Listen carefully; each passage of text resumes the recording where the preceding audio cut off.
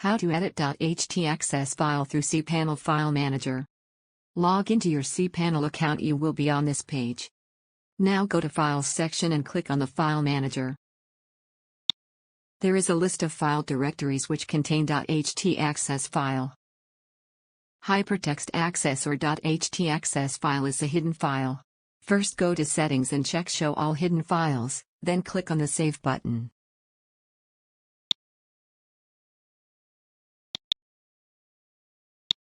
Now click on Directory Name Public HTML to open it in the adjoining window.